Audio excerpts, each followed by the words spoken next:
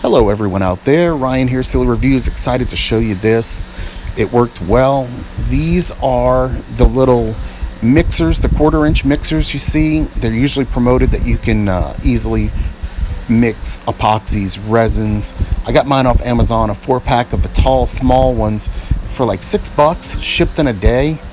You can get it even cheaper if you go on those Chinese apps like AliExpress, Alibaba, DHgate, stuff like that. Get them a little cheaper, but you're going to wait a lot longer.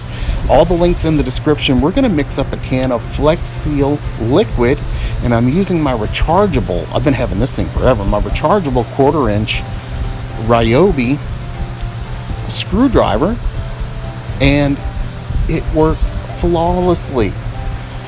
This electric screwdriver, link in the description, has 2 speeds, low, high. They both worked perfectly. Didn't sling around, make a big mess with the Flex Seal liquid. That's the clear. Really good application. The only negative reviews I see is people say, oh, it was too small. Well, the measurements are there. Pick what you need. Make sure you get the right one. But these work really well. Highly recommend. I kind of had the idea that maybe I could use this to mix up drink mixes, powdered drink mixes.